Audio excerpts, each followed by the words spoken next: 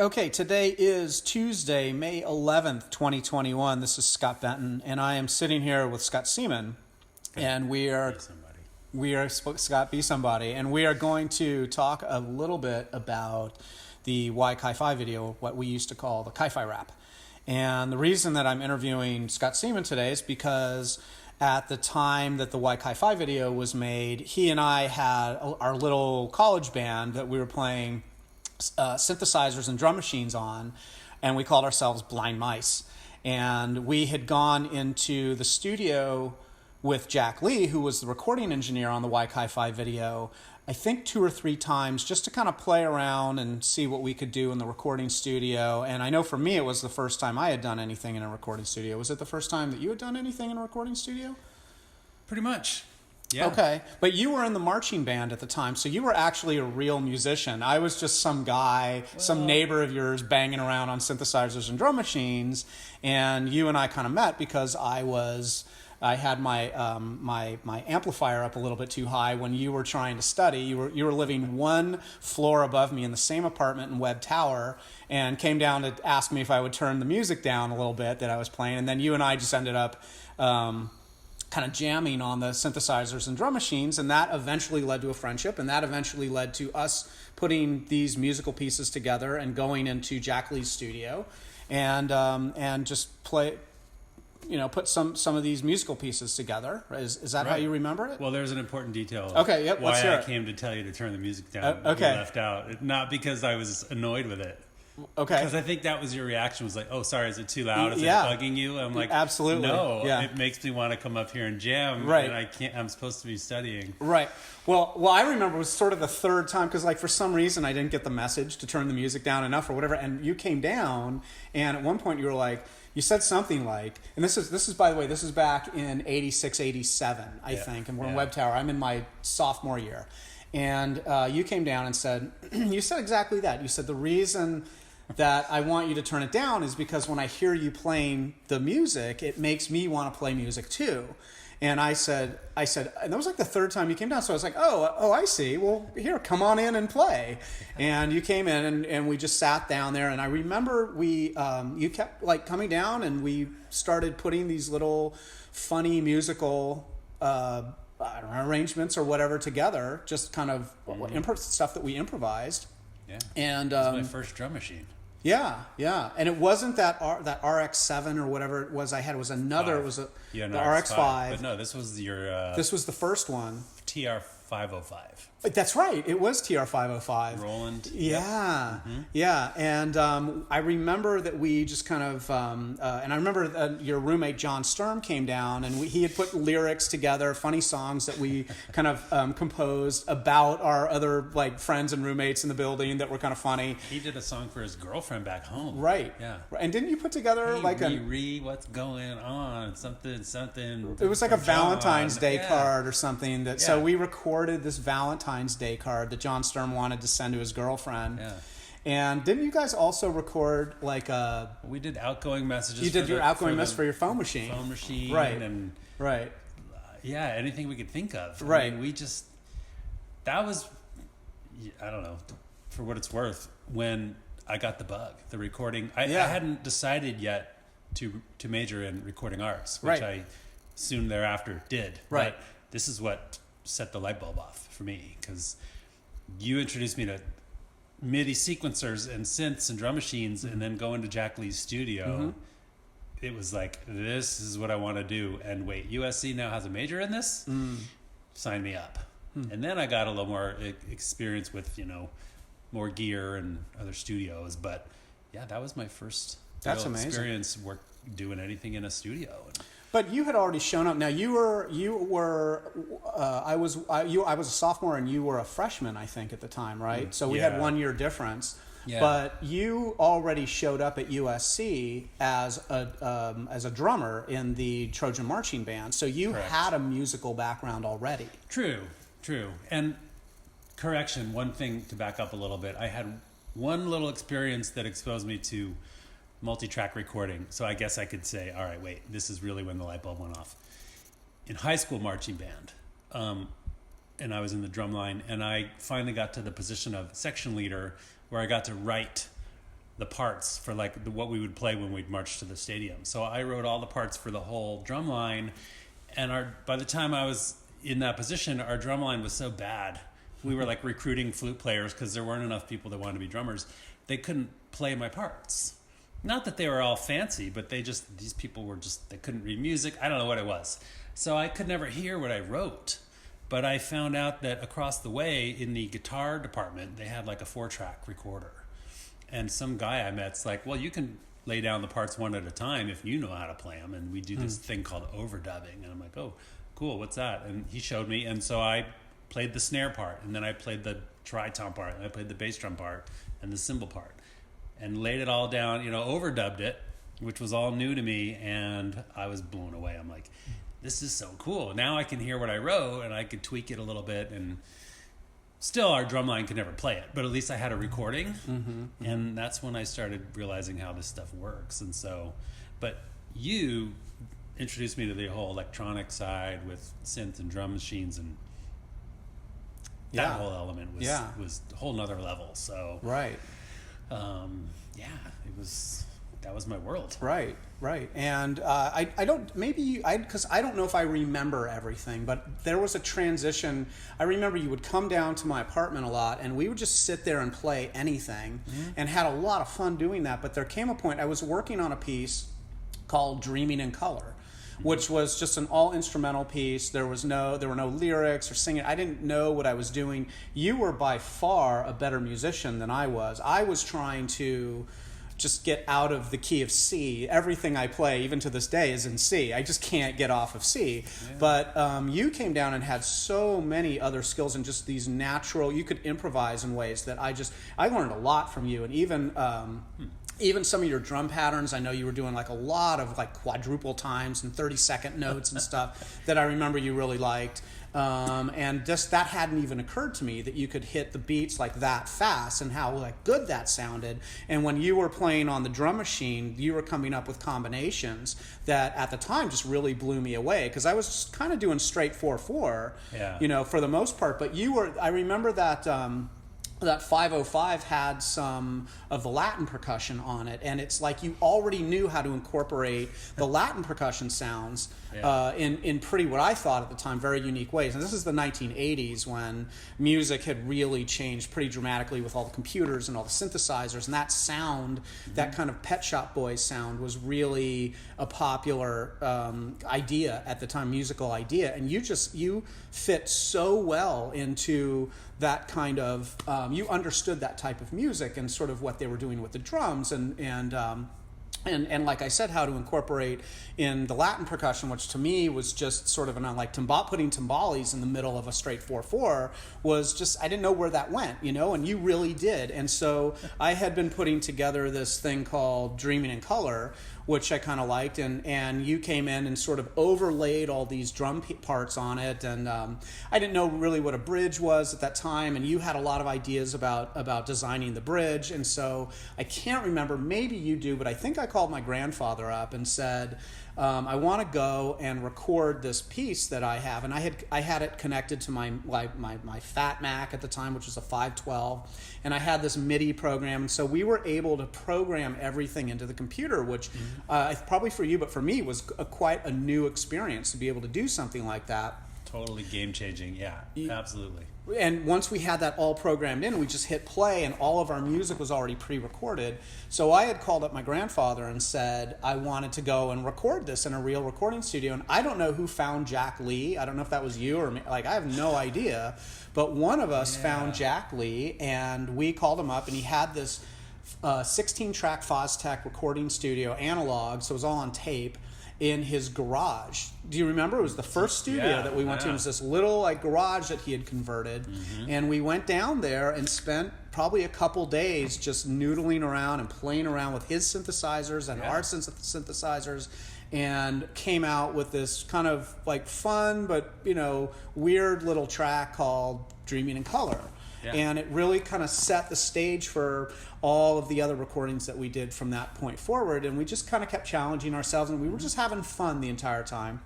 And at some point, we came up with the name, it was just me and you, as Blind Mice, which I'm not sure where that came from either. But from that point forward, we had this little college band that we just things that we did on our own, called kind of in the model of Pet Shop Boys. It was two guys on a synthesizer and a drum machine. We had a logo and everything. You had a logo. I think you drew it. I don't remember the sweatshirt. I had a sweatshirt. Really? I painted it on a sweatshirt. Oh, that's so cool. I thought I made one for both of us. I don't know. And I kind of remember, I think we took some of like the idea from the Led Zeppelin lettering, and we used some of the Led Zeppelin ideas and the way that they did their font, and plugged that into Blind Mice, so it had like its own sort of font or whatever, the Blind Mice font. I don't know if you remember that. I remember the font. I'm sure if it was Led Zeppelin influence, that was your idea. Probably me. Yeah, but I'm sure you modified it. It sort of smoothed it out a little bit or whatever. I remember the sunglasses. The mouse face with glasses right, on. Right. The sunglasses. The E was part of the C. Yeah. That's right. I could probably draw it right now. I mean, I remember it. Yeah. My mind's eye. Right. But right. I don't remember who came up with what. Yeah, I don't either. It was just, it seemed to be kind of like a smooth kind of musical odyssey that we were kind of, this journey we were going on. Yeah. And it involved kind of coming up with pieces. We were going to be huge. We were going to be big stars overnight. We were ready. Yeah, we were. Famous, next Pet Shop Boys. Exactly. And we were kind of coming up with ideas that were sort of, I don't know, out of the box, that were kind of, we thought were sort of funny and interesting. I know at one point I was taking a class in non-Western musical traditions and just absolutely fell in love with traditional Indian ragas and loved the sound of talking drums, the tabla and the baya. And also I just kind of at that point fell in love with like Dave Brubeck and odd time signatures. And if you listen to early morning ragas that the traditional Indian musicians were doing, those pieces sometimes would have a single beat composed of like 17 quarter notes or something like that. That was a single beat, as opposed to 2 or 3 or 4. They would go all the way to like 17 or something. And just that idea blew my mind. And I remember that I wanted to like put pieces together that were more in rubato, where they had no time, or if we went into time, that we would have odd time signatures. And you were like really good at putting those things together. I remember there was one piece that I wanted kind of a drum pattern where you couldn't tell where 1 is, because on some of the Indian pieces you couldn't tell where 1 is, and you just like came up with this beat that was so cool, that started out with like an open hi-hat or something. That's what we did for phone tees. Phone tees, yeah, exactly, which we did an earlier version called phone sex. We, at the time, you could call up these sex lines, these recorded sex lines, and we thought it would be funny to call one of those up and record it and put that to music. And then later we repositioned that piece and called it phone tees, and decided it would be interesting to put a musical piece together of a guy and a girl having a phone conversation. And we put that to music. So we were just kind of coming up with these weird, random kind of ideas. But in phone sex / phone tees, the drum pattern was influenced from early morning Indian ragas, where you couldn't figure out where the 1 beat was, and you immediately came up with something that placed the hi-hat on 1, and then the major the bass drum and the snare you kind of put down a little bit, even though it was in a 4/4 common time. It was really hard to find where 1 was. And I just love that you came up with that. And I just love that idea. And it just made like music so much fun to me, and it sounded like kind of like a Brubeck piece, even though it was still in 4/4. I wanted to like switch over into 5/4 or like 9/8 or something like that, but I just wasn't skilled enough to do that yet.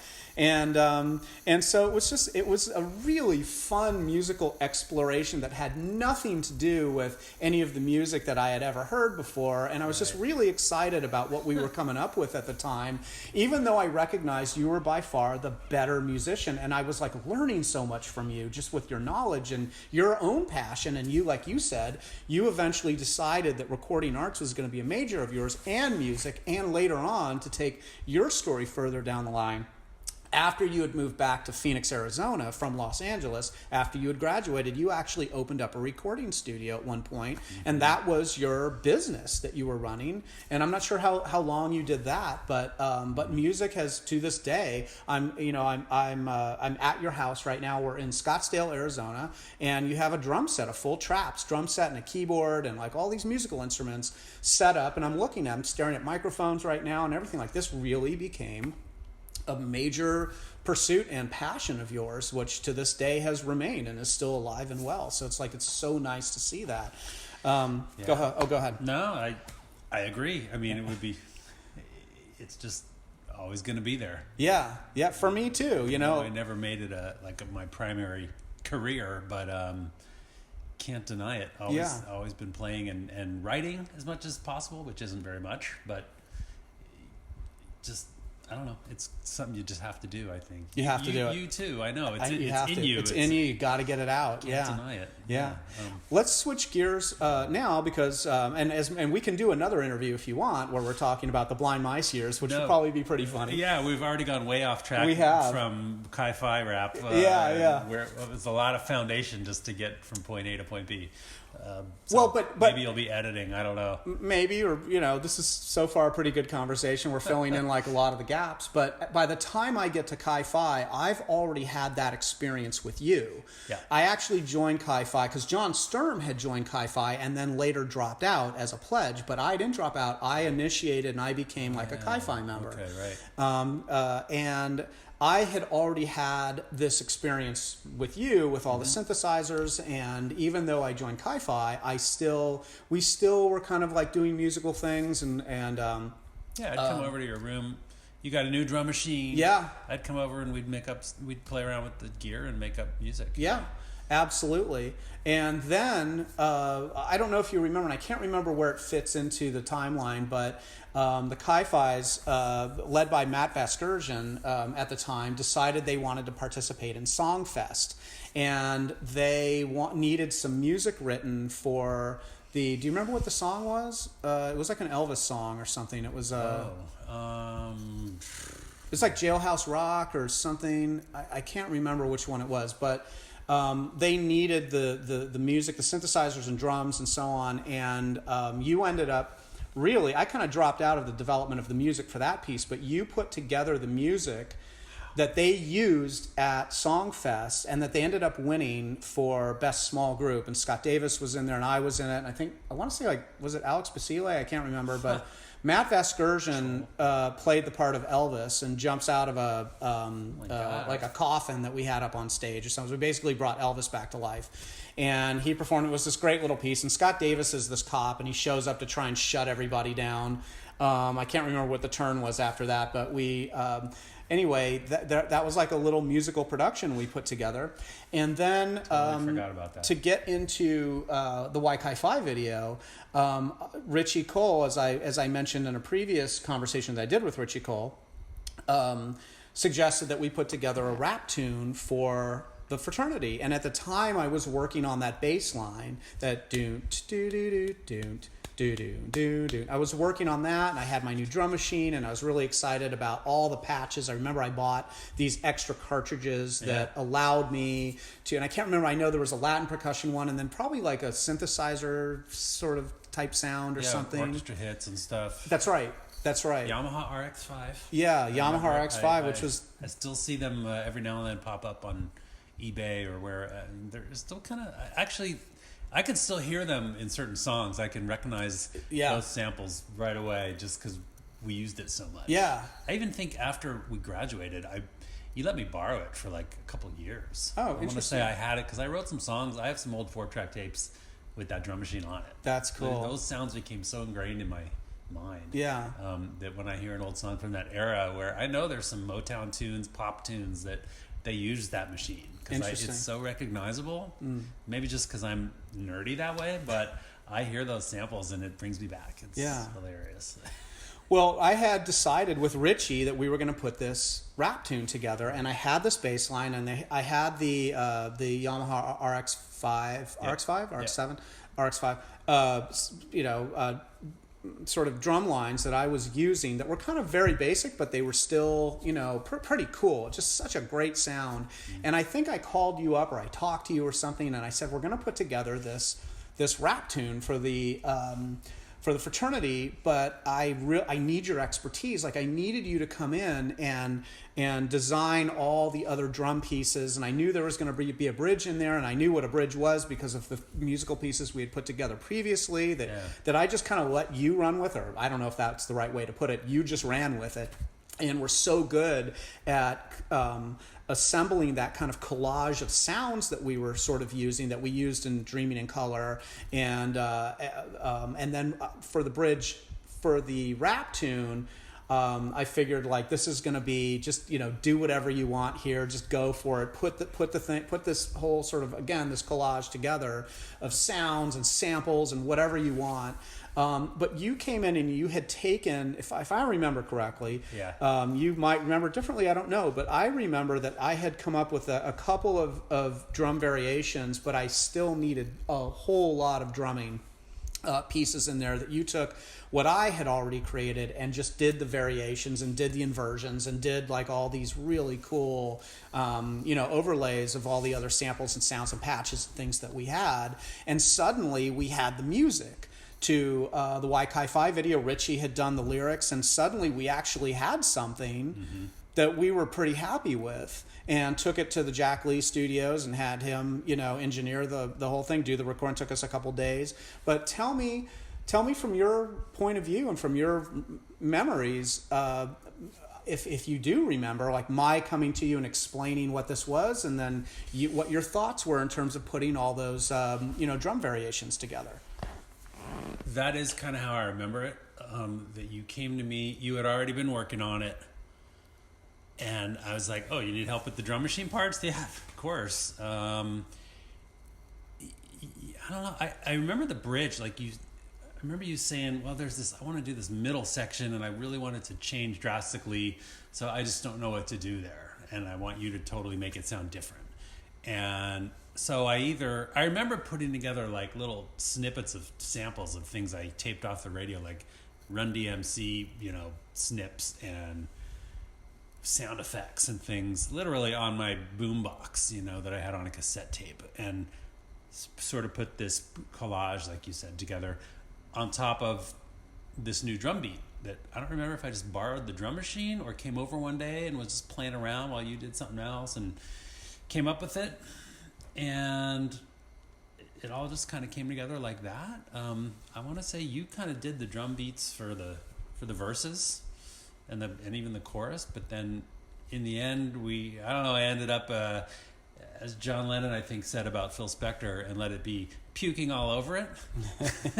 And we decided to keep some of it and not keep some of it, and ended up sorting it all out in the studio when we got to Jack Lee's, because he also had a sampler, which at that time was kind of a new thing, a sampling keyboard. And we got all carried away with that. And there were some sections where we thought, well, this is a break where we're going to throw in a little guitar solo, but we want to fill it in with more stuff. It just sounds too empty.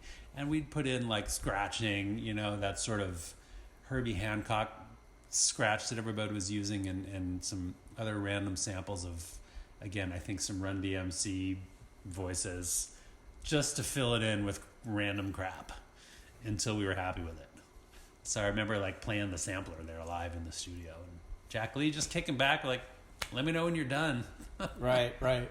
You're paying me by the hour, so have fun with that thing and let me know when it's full enough. Like we had the classic symptom of, there's too many toys in this room. I'm going to play every one of them and see if you can squeeze it into this song. Like we didn't know how to filter and learn by the less is more, theory. But well, and technology was moving so fast at that time that like the toys just kept coming out and kept coming. Everything was, it was so much. It was just too tempting. We just wanted to play them all and like totally overdo it. But we matured eventually. But. So my question is about the Motherfucker Say What patch. Was that you? Like where did Motherfucker Say What come from? I have to confess, that was me. That was part of the, here, fill the bridge in with some extra crap. Like, I don't know, just make it sound cool. And I just went sampling. I used to make little remixes on my boombox. As I mentioned, I had one of those dual cassette things where I'd hit pause and then hit record and hit pause from one tape to the next, like before you could do this on your laptop, just for fun. And so I'd save little snippets of songs off the radio.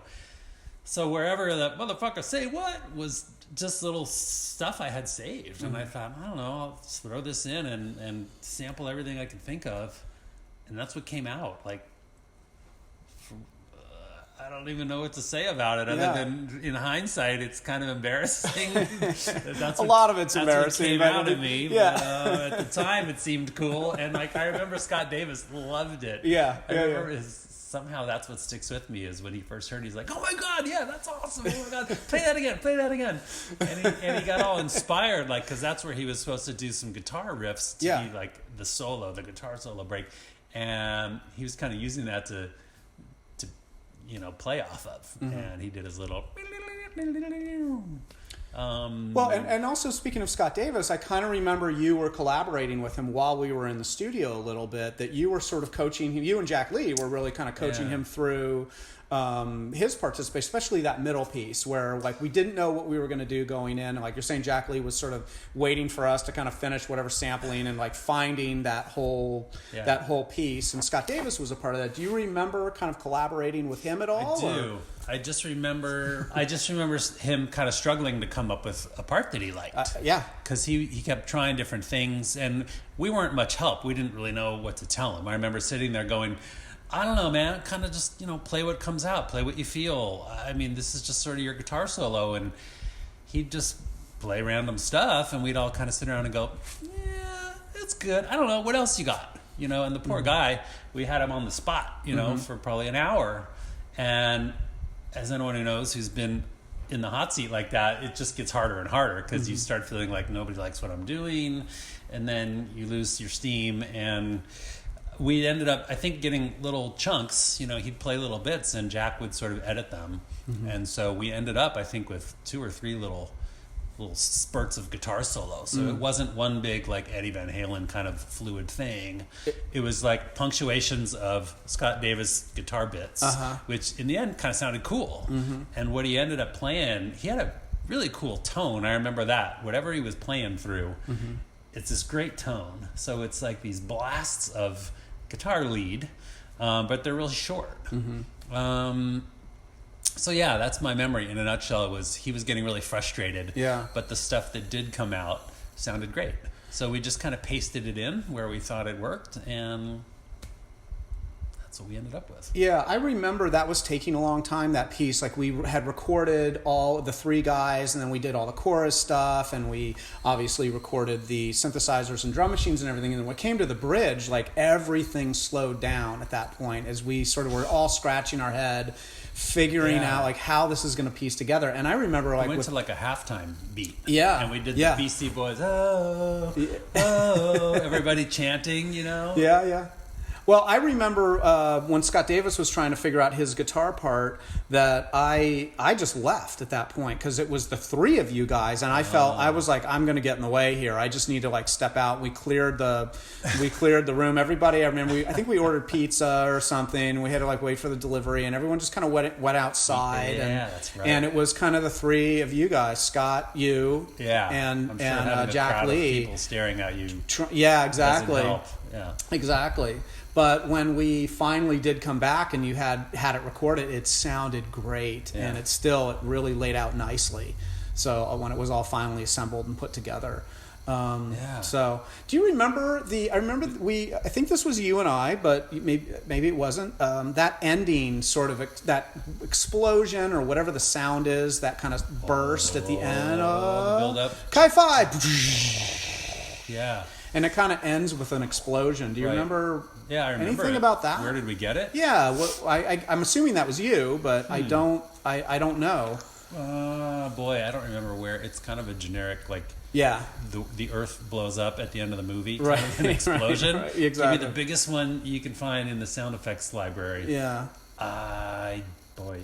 It might have been something Jack Lee had on the sampler. It could have been a Jack Lee thing. I'm guessing we're like, Jack, we need an explosion. Help us. We need something at the end. Pull up your floppy disk, and look under explosion. It was so old school. I think he had to probably search on a DOS, mainframe under explosions. But I think that was probably him. Yeah.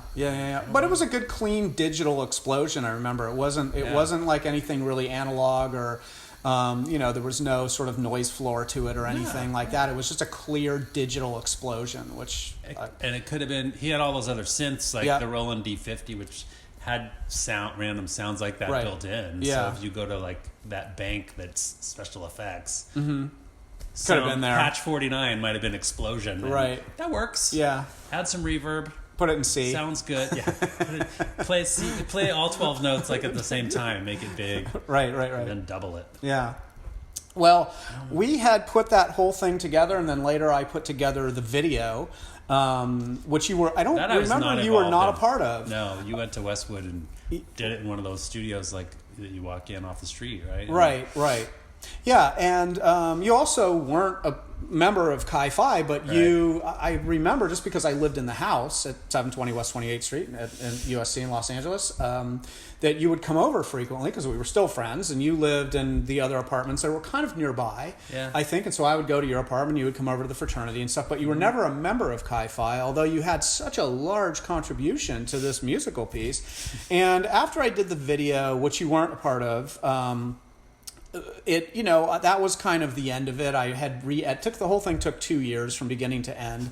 And once the final version of the video was done, I remember I made copies for people and kind of gave them out as keepsakes, and then nothing. It just kind of disappeared, and years and years and years passed until we had the internet, because when we made the CHI PHI music, there was no internet. I mean, there were bulletin boards and things like that, but nothing. We couldn't have imagined things like YouTube or the internet as it is today. But didn't you say like people? I mean, the CHI PHI members beyond your era still were aware, like still had copies and still would use it as like the house theme song, or am I remembering that Possibly, but the house was, after I left, it was around. So I left in '92, and the house closed down in '98, and then the organization was gone in '99. Oh. So there were guys that had the music. I'm not sure if they had the video, if that was circulating or not. Okay.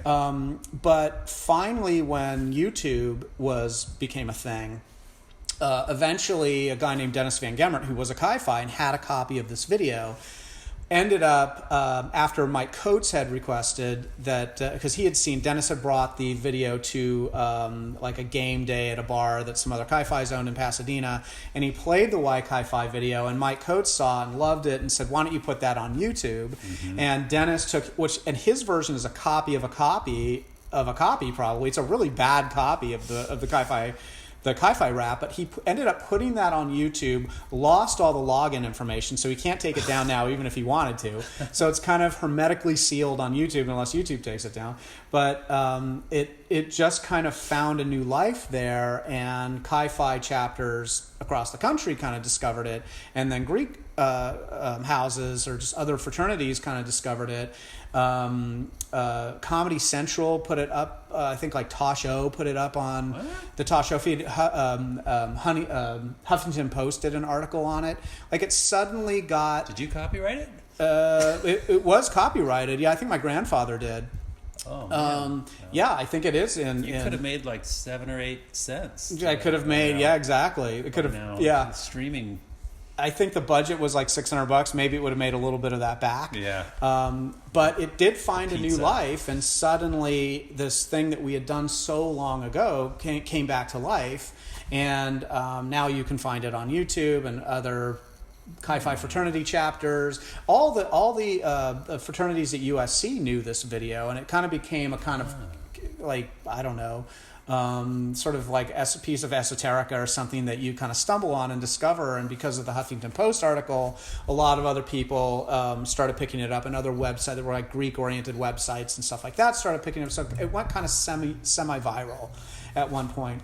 But my question is now, like, you've seen it on YouTube, and I sent it to you when I saw that it was on there, when Dennis had put it up on YouTube, and we got to kind of relive the work or whatever that we had done with Jack Lee and with all the guys from the fraternity and everything. What are your thoughts now?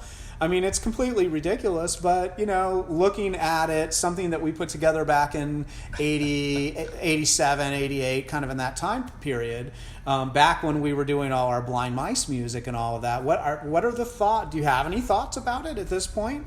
Looking at it, looking at what we were doing way back then? Oh boy. Do you wish it wasn't there? No, I mean, I guess like all my other music that I wrote back then, my first reaction is, boy, it sounds just dated. Yeah, oh yeah. All right, it was 80s, and you can tell, down to like what the guys were wearing in the video. Sure. So that's to be expected. I mean, you know, I'm not sure how to tactfully. It sounded like a bunch of white college kids rapping. That's for sure. It sure does. Yeah. Compared to the hip hop, like I was totally getting into hip hop then, which was just kind of becoming mainstream. Right. You know, here I was like living in LA, having grown up in Phoenix and living in downtown LA, and discovering, and there was a great record store across the street, and I'm like buying every hip hop album I can find, listening to KDAY every day, and just loving it. Mm-hmm. And then, so obviously I wasn't trying, you know, to make the next, like, I wasn't trying to emulate that stuff, obviously. No. And I wasn't writing all of it either. It was just a collaboration. So it's, you know, in retrospect, it sounds just a little cheesy, but fun. Like, it was fun to make. We didn't know what we were doing. No. We just went with what came out. And I think it served its purpose. And if people still like it now, then great, even better. Right. I mean, I'd say that about everything I did back then. Even when I listened back to it, I like, wow, do I recut this like and make it sound more modern, or I just let it go and like chalk it up to I didn't know what I was doing back then, and I've moved on. I don't know. It's a hard question for me to answer because I'm very critical. In general about anything I do, yeah, any creative thing I've done in the past, I feel like I don't ever want to hear that again. Right. Don't even play it for me. It's embarrassing. Right. Well, I mean, to be fair, there are people that see the video and love it, and there are people that see the video and hate it, and so I never know, like, you know, who's going to sort of respond to it one way or the other, but there's definitely both camps. So I don't hate it. I think you got to just appreciate it for what it was, and what it is, and it was great at the time. We thought it was great. And we did. Yeah, you can't look into the future. I'm glad we put it together. As an aside, the first track that we put together, Dreaming in Color, that when we went into Jack Lee's studio and we just were sort of trying to figure out music production, having no idea, just having a little bit of equipment, meeting Jack Lee for the first time, and we really thought, wow, this guy's great, you know, and he really helped bring out a lot of our music ability at that time with Dreaming in Color. And at the end of the day, like I remember just listening to it over and over and over again to kind of figure out like what we did right and what we did wrong and what I was grooving to and what I wasn't and all that sort of stuff. And I remember a few years later, because you had become a really good musician, you took Dreaming in Color and you resequenced the entire thing. I think you were back. I want to say you were back in Phoenix, and you took that piece and just resequenced the entire thing and brought it to absolute life in a way that we probably wouldn't have been able to do when we first recorded it. But because you had studied recording arts and you had become such a better musician and you were taking music lessons and you could play keyboard really well now, and your drumming got even better than it already was, and you just kind of exploded Dreaming in Color. And I remember that you played it for me. I was blown away by what you were able to do with that piece of music. Wow. Yeah. I remember that. Well, it all was because so in the early days, and you had the Mac and the MIDI sequencer, which is a whole other thing for those of you who don't know what that is. It's not worth explaining, but it's a software. It's software that lets you, record your stuff on a computer. It's probably plug it all in. All we need to say about that. But it was something that was totally foreign to me at the time, but it was a game changer for me because I could play drums and I could play piano by ear, and that was it. But if I wanted to play a French horn part or a bass part, I could do it with the MIDI sequencer because all you needed was a keyboard. And to me, that was everything. That was kind of like going back to my marching band drumline 4-track thing. I'm like, oh, now I can play all the parts and layer them together. I can build a whole song. So but I didn't know how to use the MIDI sequencer when you first introduced me to it. You did. And I remember like taking years and pulling out a lot of hair, like trying to learn that stuff, learning MIDI, learning the synths, and finally getting a handle on it. And when I had moved back eventually to Arizona, I had my own, newer, better MIDI sequencer because the technology had come a long way. I bought a synth. I bought a drum machine. I had a 4-track. I had just kind of learned the stuff a little more and spent more time with it. And so I wanted material now. I'm like, all right, I got to start making music with this stuff and making it a little better. And yeah, so I redid that song, and I started writing more songs, and still totally stuff I would never want to listen to again now. It still sounds dated to me and cheesy, but it was progress. It was a huge stepping stone. So yeah, I don't think I changed anything except just made it sound a little more modern. I don't for that time. Yeah, well, I don't think like all the little patches that we were throwing in, like Dreaming in Color and all that stuff was not in there. It was purely instrumental, but it was just so beautifully rendered. It was so awesome, and I couldn't believe like you put so much time into it and just brought the whole thing to life. In a way, you just expressed it in a way that I hadn't heard it expressed before, and I was like, it was like an honor to hear an idea that I had at 18 or something, or 19 or whatever it was, whatever age I was at the time. And like, you didn't even tell me you were doing that. And I could tell when I heard it, like, I was like, holy cow, like he really spent a lot of time with this. And it was like, it was so like, amazing to hear what you were able to do just a few years later. You had developed so significantly as a musician and as a technician with MIDI and with all the technology at the time. To see what you were able to do was really, really inspiring. So that was great. No, I have you to thank for starting that ball rolling. It was such a fun collaboration. It was such a great way to spend part of college, of putting these musical pieces together, as ridiculous as they were, and having it lead to even the CHI PHI video, which was a little bit of an odyssey that we went on together and with so many other people. That was our biggest production that we pieced together. I think because it involved so many other people. And we hadn't done anything like that, and I don't know if we knew we would, because it was just me and you the whole time up to that point. Well, I remember, a couple other things. After that, we realized, hey, we can do this. Yeah, we're good at this. Yeah. Didn't we do Vanilla Ice at the time had Ice Baby, and we did a mock version of that called Christ Baby for some production CHI PHI was doing. No, that was for the Peter Stark program. And you did that for Mike Sachs's movie that he did, and I want to say that was a 16 millimeter movie that he had put together, and it was something like, I can't remember the plot. Mike Sachs will chime in at some point, but it was like a priest, a rabbi, and another denomination, and they're all playing poker. That's right. Together, and he had because you were producing music for a lot of the master's level in my master's level program, which is the Peter Stark Motion Picture Producing Program. You did music for 2 of my 16 millimeter films, and then you ended up, because you were so good at this and you really liked putting these pieces together, you ended up doing music for a few of the other 16 millimeter productions as well. And the Christ Baby track was one that you had done for, I can't remember the name of the movie. But you had done that for Mike Sachs. That's right. Yeah. I think where I'm getting confused is I remember working on it in your room at CHI PHI, and some of the guys coming in maybe to sing on the chorus. Okay. I think we needed like a group, shouting the chorus. And we got a bunch of your CHI PHI, roommates around a microphone. Oh, okay. Something like that. I distinctly remember that in your room doing that. Which is why I thought it was a CHI PHI production. Right, so, right. That makes sense.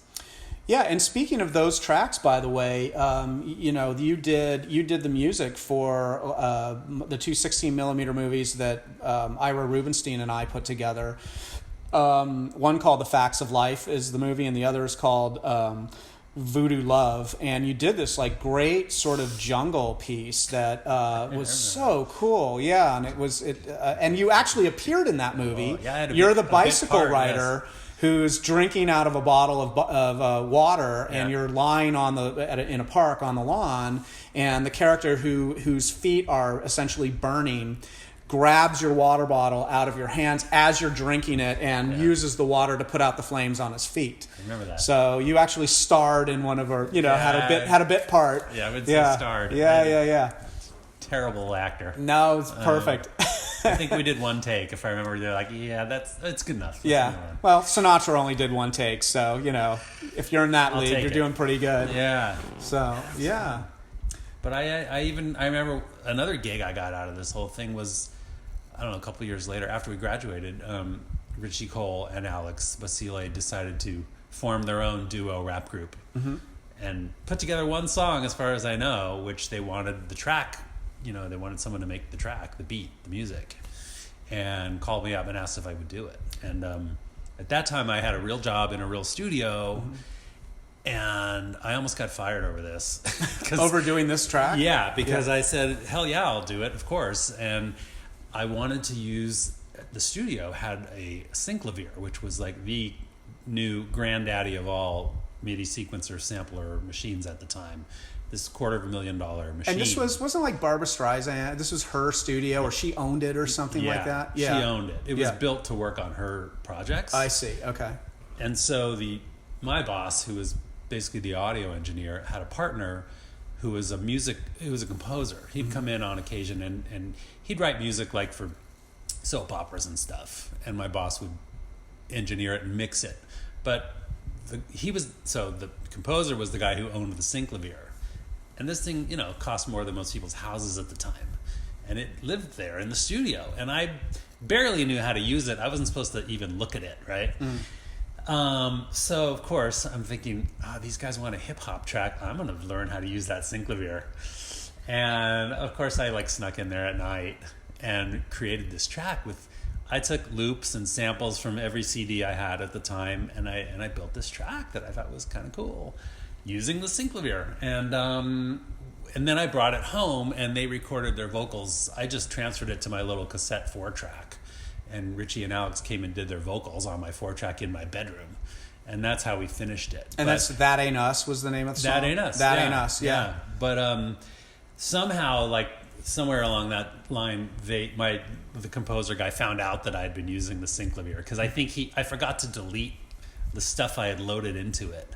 And this guy, he knew if a speck of dust on it was different than the day before. So He came in one day, he's like, Scott, who's been touching my synclavier? And I'm like, not me. I don't know where that James Brown loop came from. And literally I almost got fired over that. I don't know how I explained it away, except that I just promised never to touch it again. Right. Yeah, ask for forgiveness. Yeah, instead of saying hey, why don't you appreciate that I actually learned how to use this thing and now maybe can help you guys do more business, or why don't you look at this as a positive instead of a negative, stupid snotty-nosed kid. Yeah. I didn't break anything. Well, and also, I don't know if you remember this, but we did a second track with Alex and Alex Basile, Richie Cole, and Russ Sass. We took the original music from the CHI PHI music, and we repurposed it. So they rewrote the lyrics, and we redid some of the bridge section, and I think we changed some of the patches, like the string patches or something like that. Do you remember that we did two versions? I think you were involved in that. Yeah, I wouldn't have done anything without you.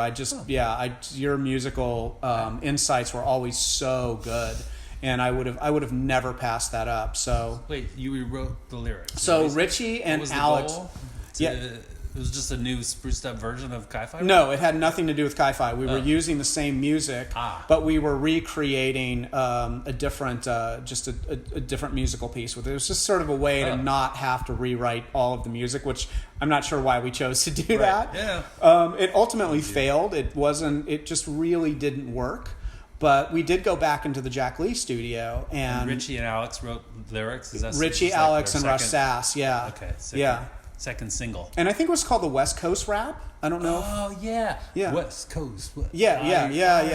East Coast. What? Yeah. That now, yeah. So, totally.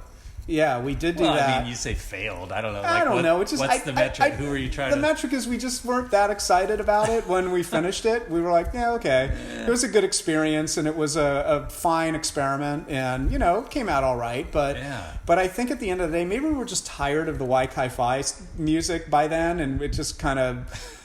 we just weren't that excited. We should have probably written brand new music for it, but I think we were in a hurry to kind of put this piece together. So was there a video for that too? No. Okay. Well, I put like a slideshow together, and it's on YouTube. So both the That Ain't Us and the West Coast Rap are both on YouTube, and you can hear them. Okay. But those, you had actually sent them to me maybe a couple of years ago, and I took those tracks and created a little, I think a slideshow, or just put in a single picture or something and created videos and uploaded them to YouTube. So So those are available to listen to. But I don't think... I think the That Ain't Us was great, by the way. I thought that one, when you gave it to me, I remember, a year ago or 2 years ago, or whatever it was, like I just played it over and over and over and over again because it was so well done. And then the West Coast Rap, like I also played that. And I don't remember if you remember, but we had a female chorus as well that was in there. I remember it was, I think it was, I want to say it was like Amy Lamar and Lynn Christian, and if I have her name right, and Julie Gidlow.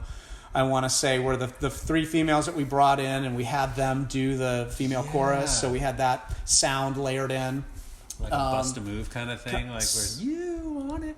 You bring in a female voice. No, they had their own section. They were doing like the full chorus, and then it would go. So in the way that the CHI PHI video is broken up between the three guys with the group singing CHI PHI, just we still had three main sections with three separate singers, and then we put the women in between, in the chorus sections between those three sections.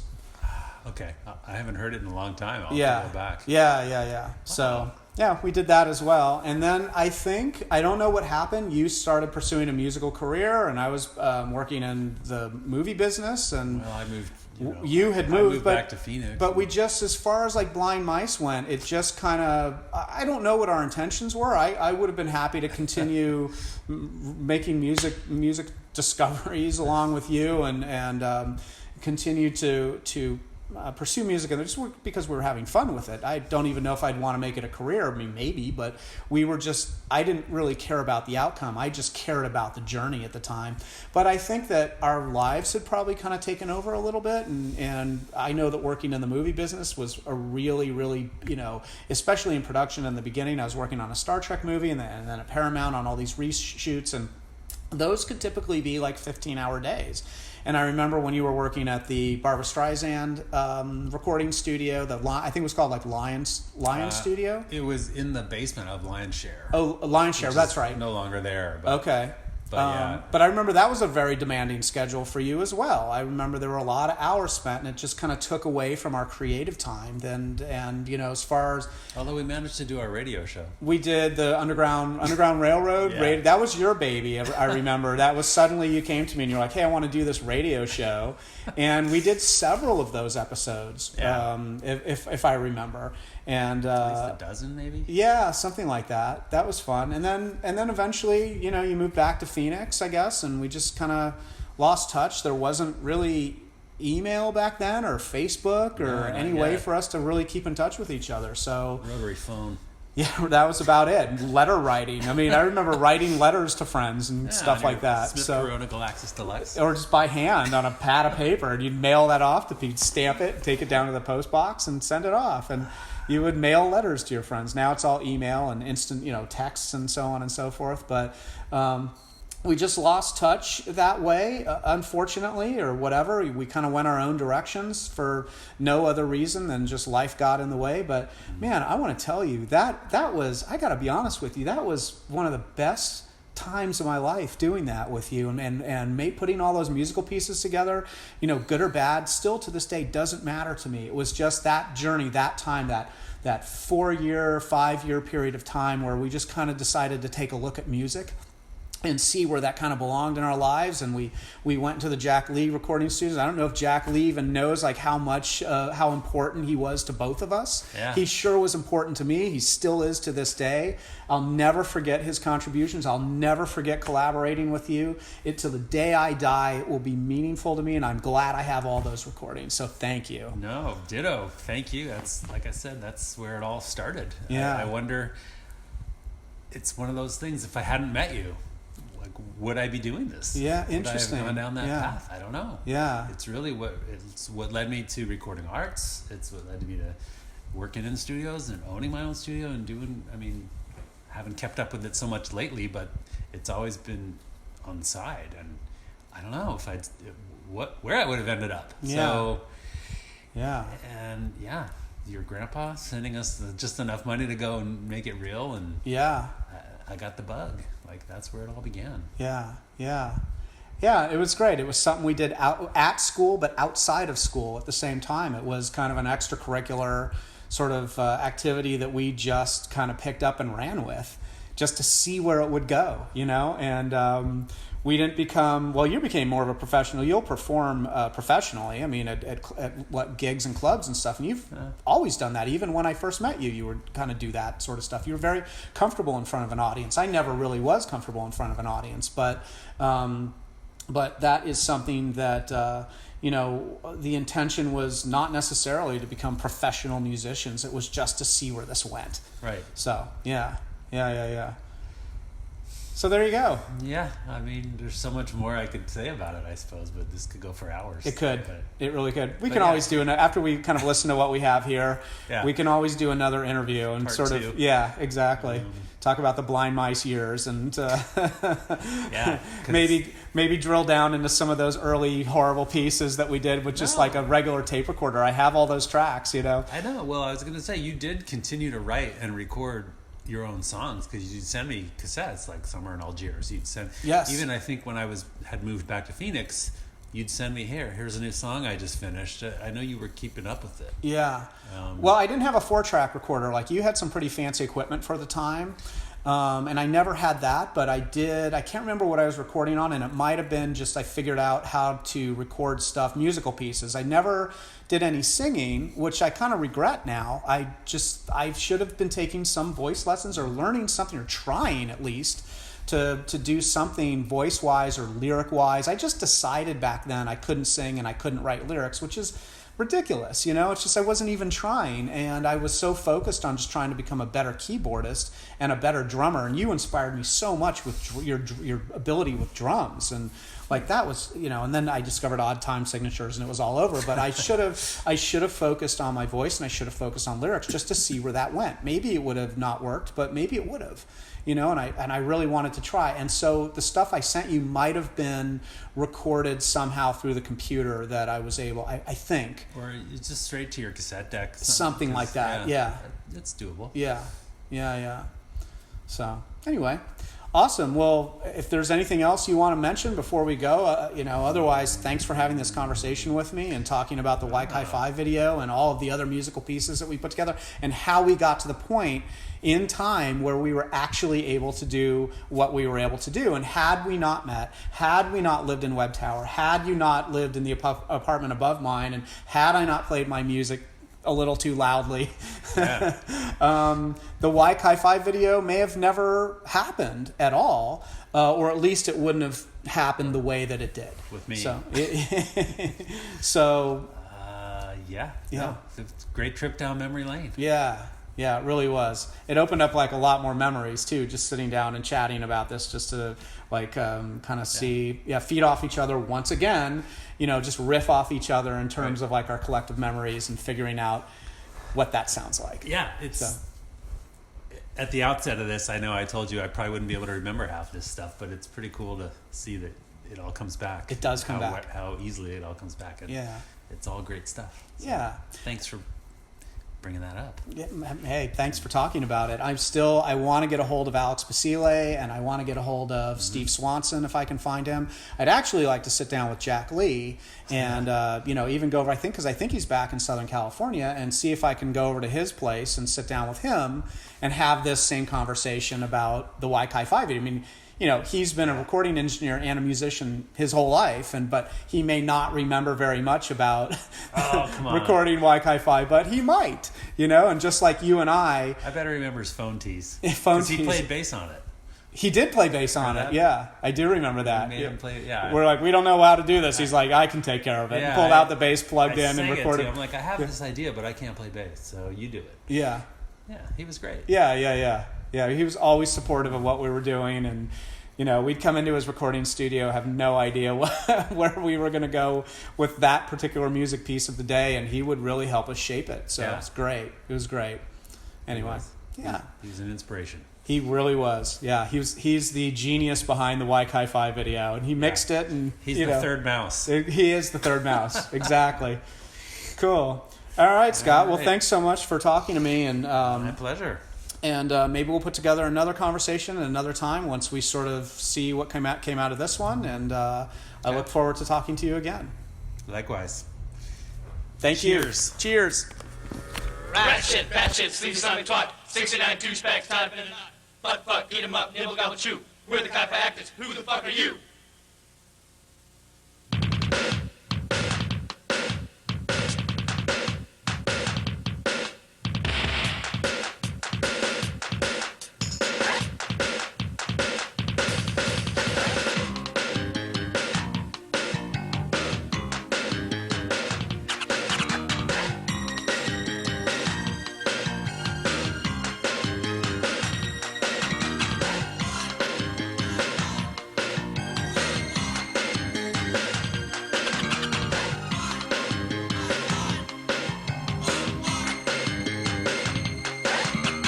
Rainbow of the road girl, the color of the school.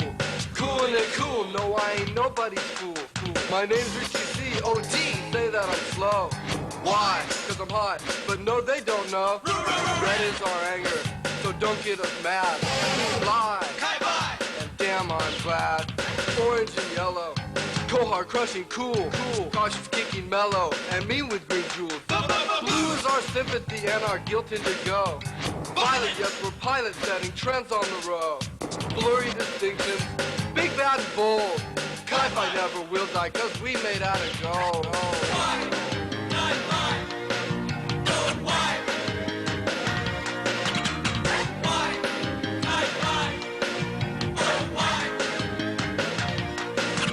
Stay sweet, never sour. My name is Babu. I'm like candy, way dandy. What it mean to you? My touch is like the wind, girl, in so many ways. Gentle, but firm, and felt for days. I hear quite clearly, perceive just as well. CHI PHI is my crib, and where I'm as well. I think you see what I'm saying. Yes, I hope it's quite clear. I'm smelling like a drunk, cause I'm ever clear. To taste and touch, to hear and to see. I can smell your illusions like the sap on a tree. Be aware of our presence in the house of CHI PHI. Not senseless or relentless, just a great bunch of guys.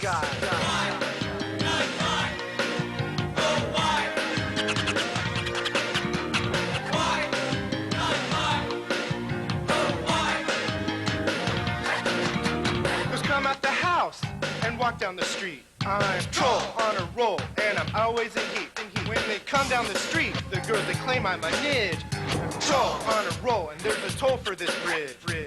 Toll is your body and an hour of time. I'm troll, I never stole nobody's rhyme. When I'm drunk, I'm a roll, a little out of control. I'm troll, I can't bowl, and I ain't got no soul. Cause I'm badder than cool, and cooler than that. I'm a CHI PHI, I'm a wise guy, that is that. Well, I'm troll little girls, like I said before. I may be a slut, but I ain't no whore. Check this out.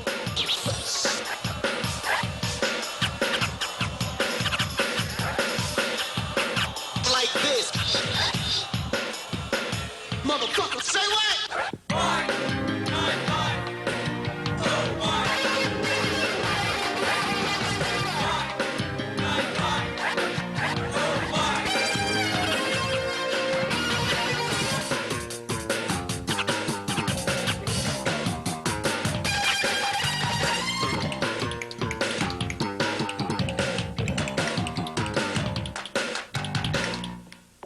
Hey dude, what up? Turn that shit back on.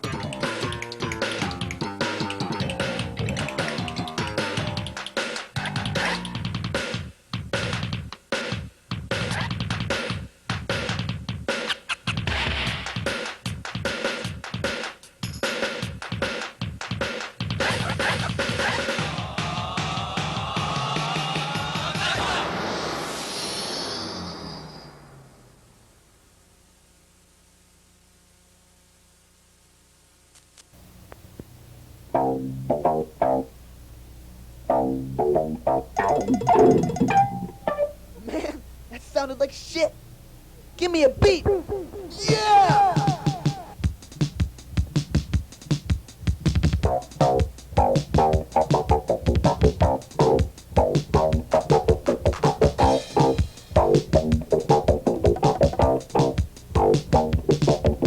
I know I'm late with your birthday gift. I was too slow, not too swift. Pardon me, and here's a gift from John.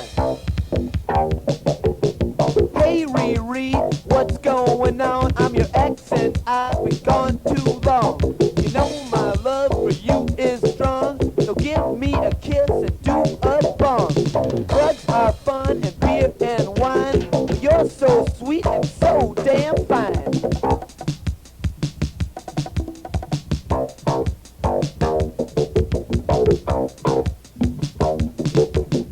You're Amherst, that's real cool. Making all the guys look and drool. Out in the west and southern Cal, I have not seen such a wonderful gal. They look real hot and they got nice tans. They especially take pride in expensive Ray-Bans. You are a woman of taste and class. Among other things, you got a real nice 1, 2, 3, 4.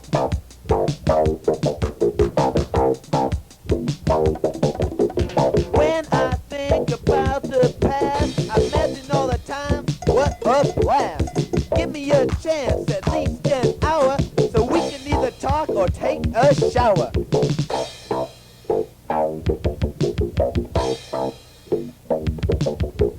Now you're 18, that's for sure. Don't let those times become a blur. We were so good together. I can't think of nothing better.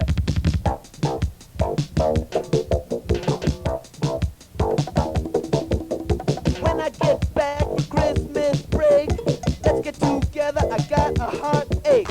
Got a new life, you're on your own. Don't hesitate to pick up the phone.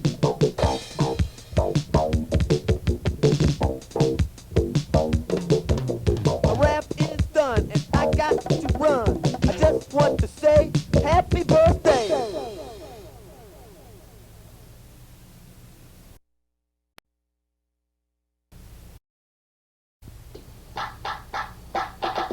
You reached Scott John, but we're not at home. As you can tell by the message playing on the phone. If you wanna rap with us a little later, just leave your name and your number after the tone.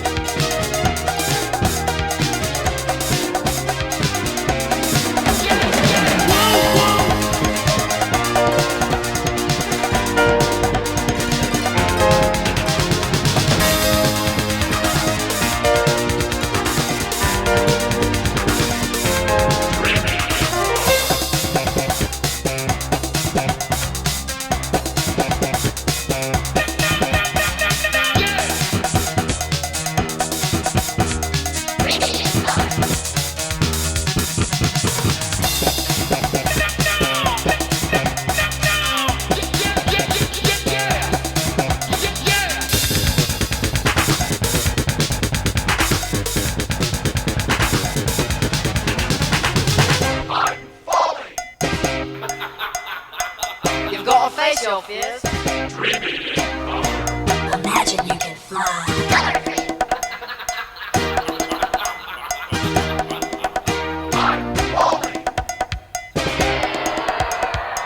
Imagine you can fly. Say what? Dreaming in color. You've got a face yourself is.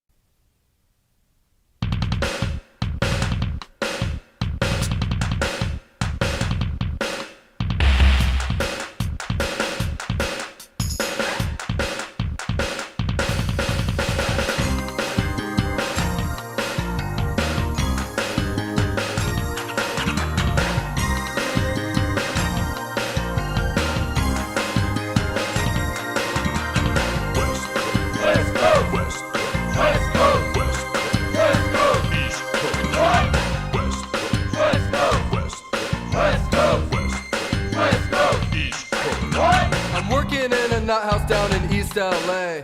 So get off my back, Jack, man. Just get out of my way. I'm legitimate, and that's the way that it is.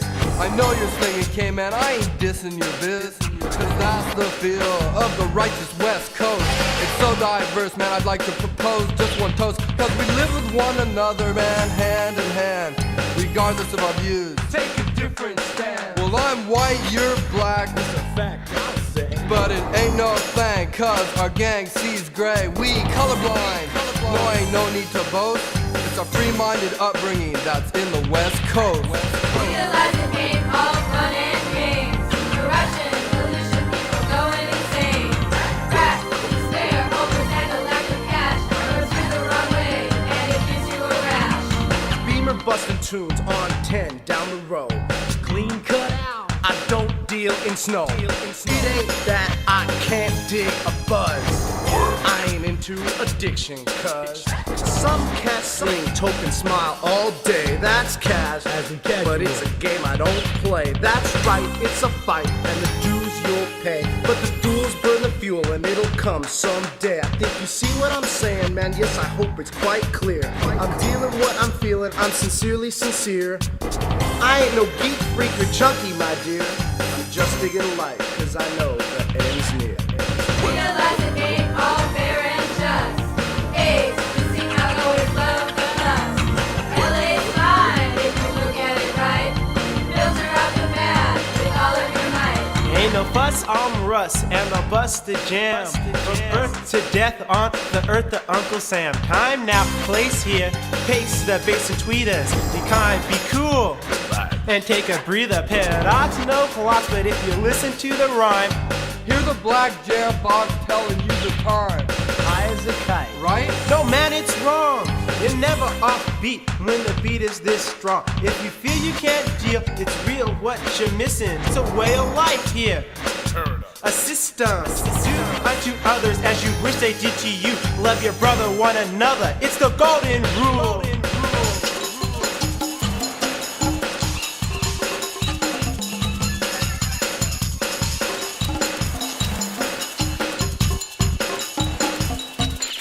Bust it. Good times, bad times, ups and it's downs. Nice people make people keep their mouths. Stay here in this full circle mess. Cause you can't hang and you're welcome in the West.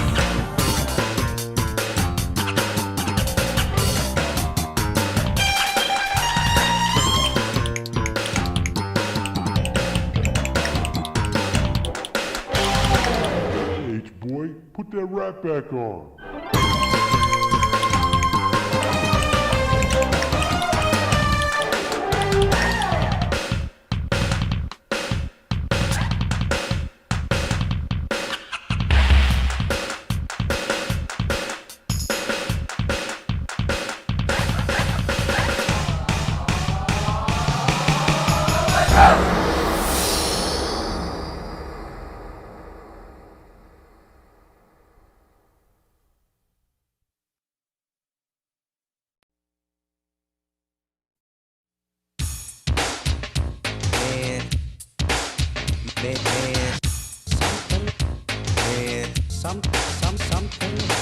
Man, when brothers and sisters gonna learn that we have to pull together to build a foundation for our nation?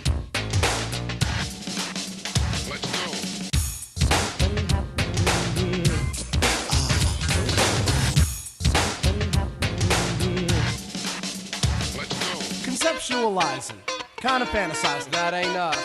We're on the uprising. Lyrical lesson. Yes, but with a function. to introduce Loosely. an introduction. The name of the band's called That Ain't Us. It's just a name, But it's a name you can trust. but it's more than that. It's a state of mind. To keep hope and cope, And remain unblind. positive and peaceful is a symbol on our hand When you throw the sign, you're taking a stand. of individuality. To be free That's only one aspect of our philosophy. in situations. Create an ovation. There's always another door for your exploration. Never back down from the problems you're facing. And never give up from the dreams you chase. So We've grown.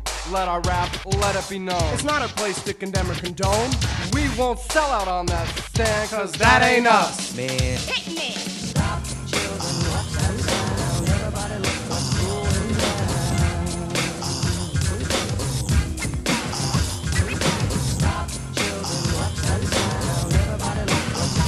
Down to the curb. Not absurd. Please listen. If you feel we can't deal, It's real what you're missing. cause some cats sling a talk so they can smile all day. That's cash, but it's a game we don't play. Our game is life. We're at an early stage. Just ripe and evade. And do engage. And endure. Act mature.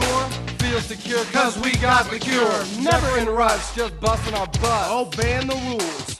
No shortcuts. Our minds are pure. So we can't think. And we're free. You see? As in not in the brink. Well, I'm white, you're black. It's a fact, they'll say. But it ain't no thing, cause our gang sees gray. We're colorblind. No need to boast. So let's abolish racism from coast to coast. And do unto others as you wish they did to you. Love your brother. One another. That's the only golden rule.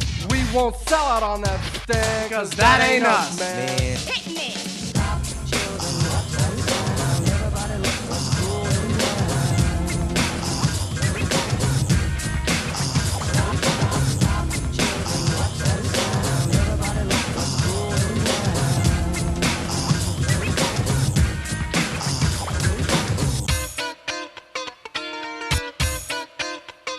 man,